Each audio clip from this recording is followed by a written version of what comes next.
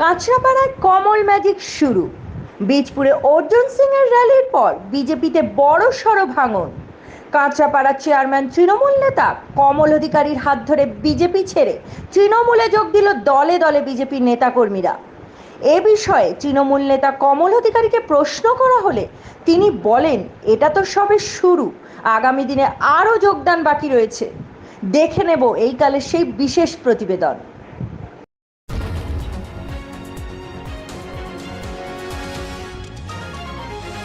আপনারা দেখছেন এইকাল.in, সঙ্গে থাকুন, ভরসা রাখুন। वंदे मातरम, वंदे मातरम, वंदे मातरम, वंदे मातरम। तृणमूल कांग्रेस जिंदाबाद, जिंदाबाद, जिंदाबाद। तृणमूल कांग्रेस जिंदाबाद, जिंदाबाद, जिंदाबाद। ममता बंदोपाध्याय जिंदाबाद, जिंदाबाद, जिंदाबाद। अभिषेक बंदोपाध्याय जिंदाबाद, जिंदाबाद, जिंदाबाद। আমাদের প্রিয় বিধায়ক সুবোধ অধিকারী জিন্দাবাদ, জিন্দাবাদ, জিন্দাবাদ। আমানি মানুষ জিন্দাবাদ, জিন্দাবাদ, জিন্দাবাদ। জয় হিন্দ, জয় হিন্দ, জয় বাংলা, জয় বাংলা। ওনারা বিজেপি করতেন, তো আজকে ওনারা টিএমসি জয়েন করছেন। টিএমসি জয়েন করছে এরকম নয় যে তাদেরকে ভয়ভীত করে নিয়ে আসা হয়েছে। নিজেরা স্বেচ্ছায় ওনাদের কাছে আধার কার্ড, ভোটার কার্ড সকলেই রয়েছে।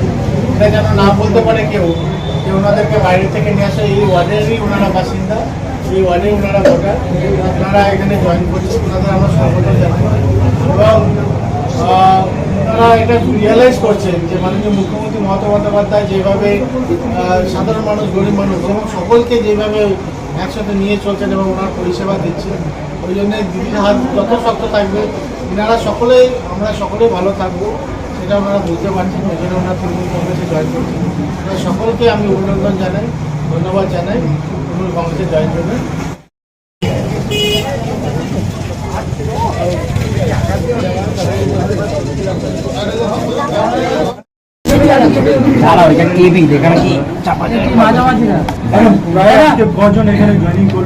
দেখুন, এখানে 16 জন ফ্যামিলি রয়েছে যারা বিজেপিটা করতো এবং আমাদের এসটি সেলে যিনি সেক্রেটারি আছে, জেনারেল সেক্রেটারি জিতেন বাসপুর, ওনার সাথে গিয়ে কথা বলেন। ওনারা বুঝতে পারছে যে যেভাবে মাননীয় মুখ্যমন্ত্রী মমতা বন্দ্যোপাধ্যায় সাধারণ মানুষ, গরিব মানুষের উপকার করছে এবং জিতেনকে বোঝানোর পর যে মোদিজি যেভাবে সব কিছু ইমপ্লিমেন্ট করছেন এবং তাতে কিন্তু গরিব মানুষ, সাধারণ মানুষ কিন্তু লাভবান হচ্ছে না। আপনারা দেখেছেন যে আমি একটা উদাহরণ দিই, আয়ুষ্মান ভারতের ব্যাপার যেটা উনি বলেছেন। এবার আয়ুষ্মান ভারত যদি পেতে গেলে যে ক্রাইটেরিয়াগুলো আছে, অনেক মানুষই কিন্তু বঞ্চিত হয়ে যাবে। এখন কিন্তু কালচার হেরিটেজ সারা বাংলায় মাননীয় মুখ্যমন্ত্রী মমতা বন্দ্যোপাধ্যায় অটুট করে রেখেছে, সেটাকেই আমরা বরকরার রাখবো এবং অর্জুন সিং যত এইসব কুৎসা কথা বলবে, সত্যি কথাই যেভাবে মাননীয় বিধায়ক বলেছেন সেইভাবেই কিন্তু আমাদের ভোটটা বাড়বে। আগামী দিনে কি তাহলে জামানত জব্দ হতে চলেছে? দেখুন, জামানত জব্দ এই জন্যই হবে কেন মানুষ ভালো খারাপটা বোঝে। যেভাবে মাননীয় মুখ্যমন্ত্রী মমতা বন্দ্যোপাধ্যায় দুয়ারে দুয়ারে তার সার্ভিস পৌঁছে দিয়েছে, সেই জায়গায় মানুষ কিন্তু অ্যানালাইজ করবে।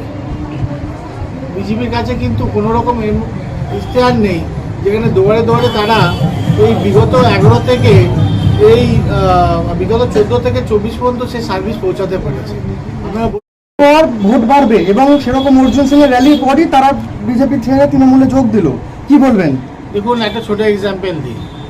এখানে যিনি কাউন্সিলর রয়েছেন, এখানে যেভাবে উনি এই অঞ্চলে মানুষকে পরিষেবা দেন, সেটা এই অঞ্চলের মানুষ যারা আজকে জয়েন করেছে এবং এই অঞ্চলে যারা মানুষ রয়েছে তাদের থেকে একটা ফিডব্যাক নিন যে উনি কি করছেন। এবং অর্জুন সিং যিনি কুৎসা করে যাচ্ছে, মানুষের জন্য ভালো ভাবনা চিন্তা করতে হবে এবং ভালো ভাবনা চিন্তা করলে পরে মানুষ ভালো দিকটা চিন্তা করে। উনি তো একবার তৃণমূলে আসছেন, একবার বিজেপিতে যাচ্ছেন, একবার আবার তৃণমূলে, আবার বিজেপিতে। উনি কিন্তু ওনার স্বার্থটাকে বেনিফিটেড করার জন্য কিন্তু এই কাজগুলো করছে। কিন্তু আমরা কি বিশ্বাসী? আমরা বিশ্বাসী মানুষের পরিষেবা, আমরা বিশ্বাসী চেয়ার বদলে নয়, আমরা বিশ্বাসী ডেভেলপমেন্ট, শান্তি। আমরা চলে গেছিলাম ভুল বুঝে, আমরা এখন ফিরিয়ে আমরা এসেছি।